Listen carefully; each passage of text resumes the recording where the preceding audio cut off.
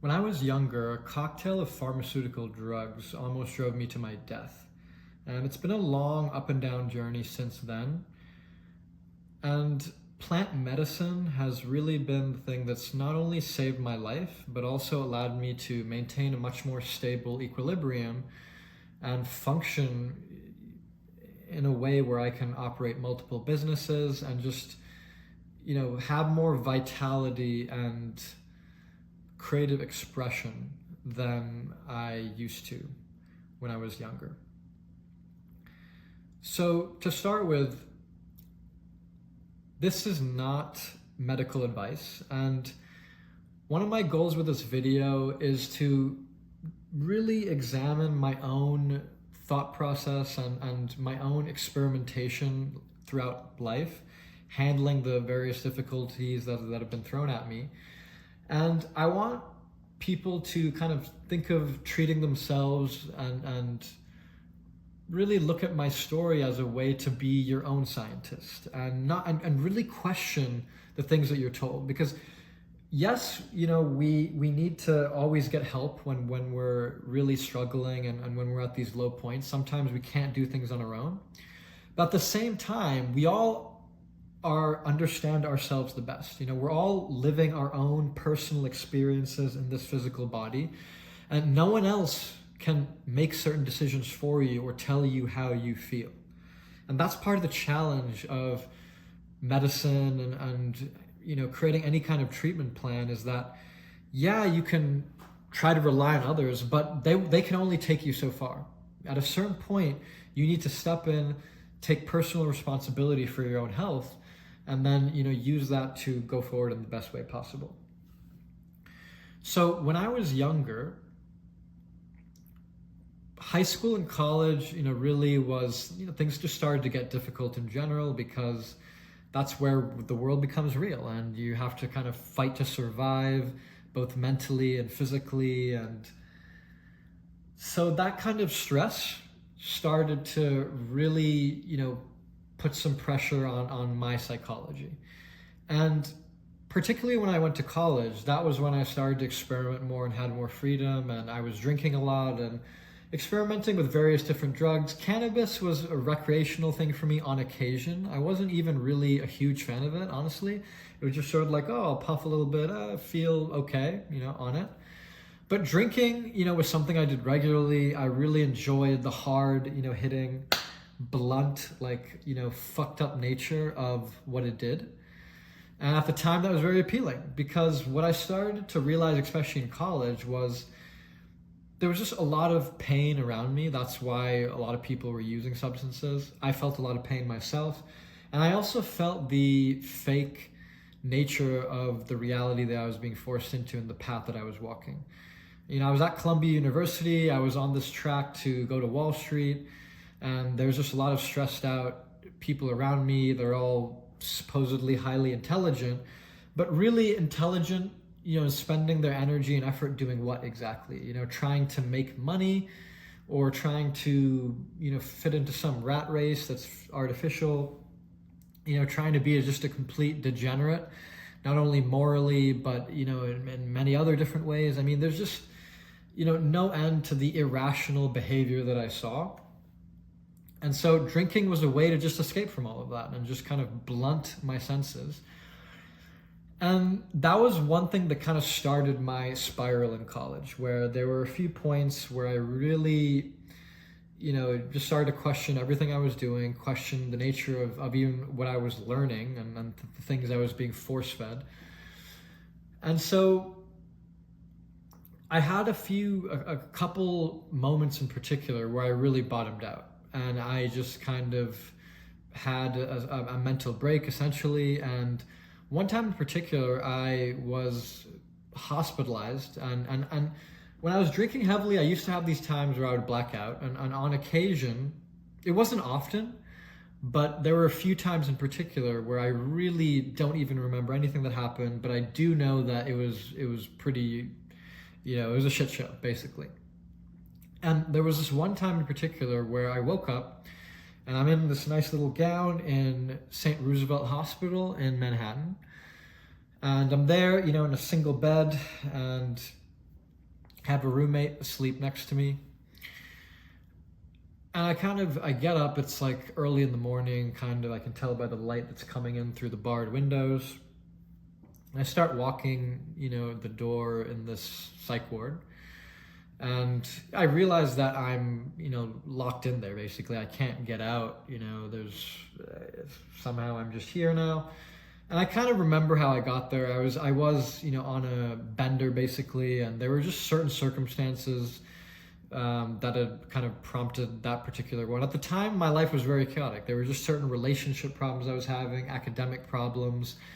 I got into physical issues with, one time I punched a window and ripped open my hand. That was just among many other things. There was just a lot of bullshit going on.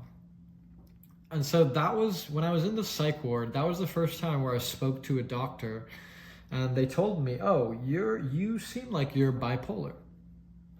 So that was the first time I was introduced to that word. And, my mother's an MD as well. And so she started to question whether she had a blind spot in regards to treating me.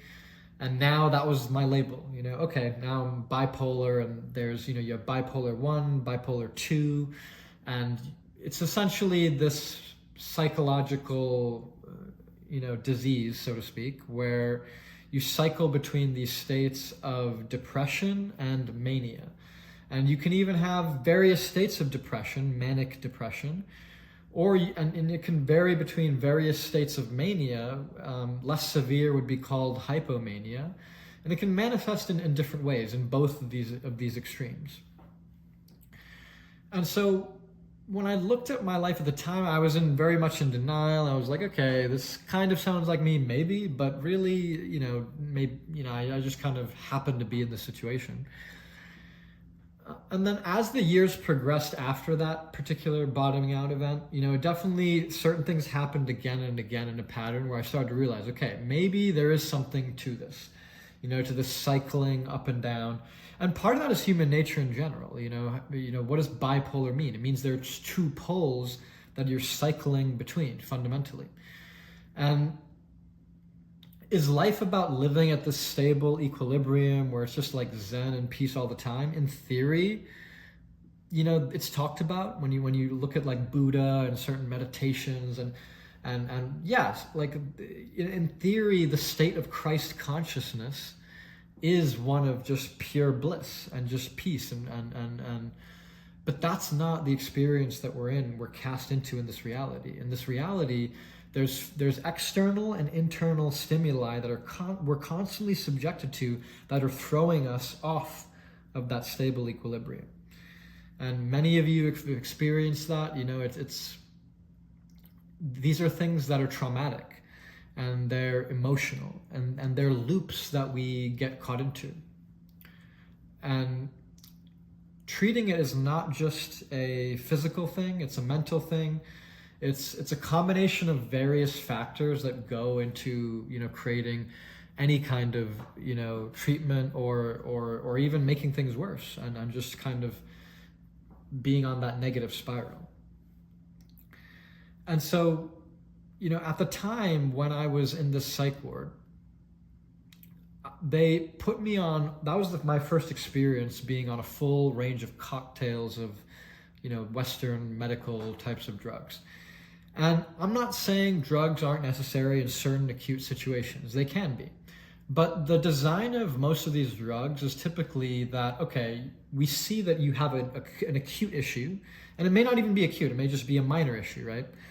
But you have some issue, and now we're going to give you this artificially created drug to create an external stimulus on your system and push your body back to a balance.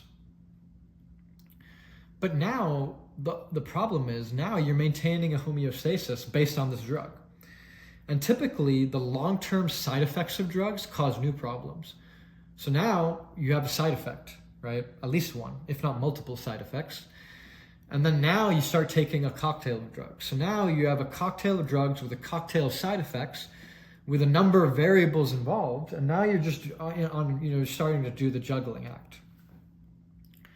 And as soon as I started to be on this cocktail, I started to realize what a fucking joke this treatment plan was. Because it was just hard to manage the and even see whether it was working or not, because you're so tired, you're just on these really strong things that will absolutely, really hit you hard mentally.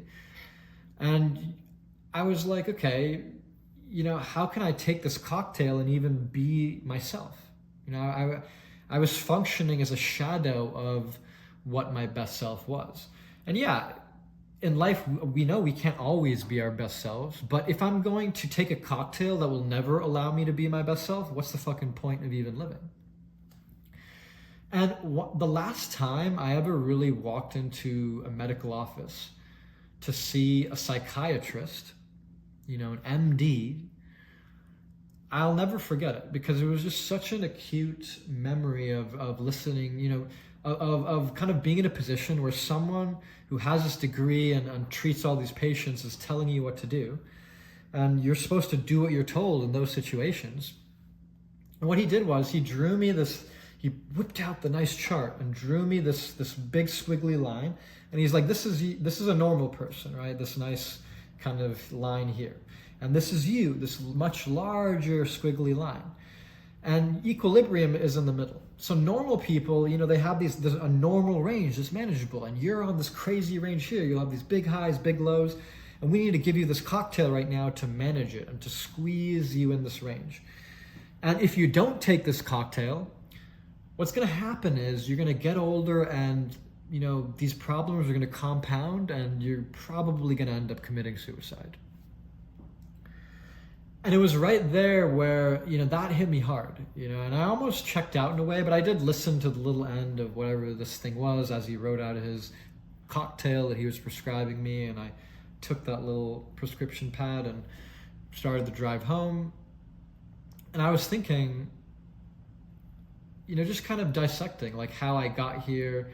And even, that was after the event I mentioned where I was in the psych ward. This was several years later where I kind of gone on the ups and downs. I was doing well in school, and then again, it would just be some external trigger that would just kind of start to collapse my reality and back to square one again. And when I heard the psychiatrist tell me this, where either I take this cocktail or I commit suicide, those are like apparently my two options. That's where I realized like this was just total bullshit, and it wasn't going to be the narrative that I was going to live my life behind. And so I was going to have to figure out a better way. And from then on, that was where I really started to commit to lifestyle choices, things like meditation, things like learning to work out and really eat healthier, plant medicine. So that's when smoking weed recreationally started to become more medicinal for me over time. And that really, was a long process, which, I'll probably delve into how that happened in other videos. But really the fundamental shift started there, where I realized that all these external cocktail of pills, those artificially are pushing your system in ways that actually cause more stress and more long-term consequences. And the data on that's coming out, across a wide variety of illnesses. I mean, we're seeing how these cocktails are just really screwing people up, especially kids, which is just crazy what's happening out there.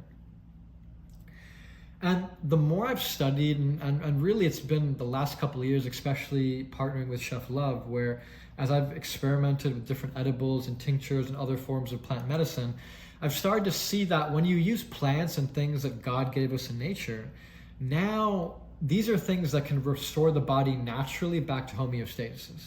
And depending on your dosing, you can use micro up to macro doses to, push your body and give it that external stimulus it needs in those extreme circumstances. And if you're not in an extreme circumstance, maybe it's only that slight edge you need taken off to put you into balance and put you into an optimal state where you can function and attack your life and handle your obligations in the way that you need to do. And I found plant medicine over the years to be a much more sustainable way to do that. I've seen the vibration that creates is much more harmonious and much more stable among people interacting with each other. So there's just a compounding effect to that over time. And that's something that I've used to treat myself in my own life. And I would encourage anyone watching this to use it to treat themselves. And really look at what you put into your body as medicine and try to put in things that are going to help heal you and not poison you. And I see so much irrational and counterproductive behavior in the work that I do, and a lot of the advanced financial work that I do, because that's really what I do for a living, and that's what I'm known for, is working with a very unique type of irrevocable trust. And that's partly why I started the Helix Cannabis Club, to show that we can operate in that way and do so in a way where we're able to heal people and create an environment that is sustainable and community driven. And so if you're watching this video and you're not in the Helix Cannabis Club, I'm going to drop the link and I recommend you join. There's a lot of smart entrepreneurs and thinkers in the cannabis space that are already in there. And we're going to be building an amazing schedule of content with some great thought leaders in the space. And that's also going to parlay into in-person events and a full event calendar of online events as well. And so I'm really excited for what we're building here. Anyone who's already in this community, I look forward to kind of figuring out ways and brainstorming ways where we can create things together.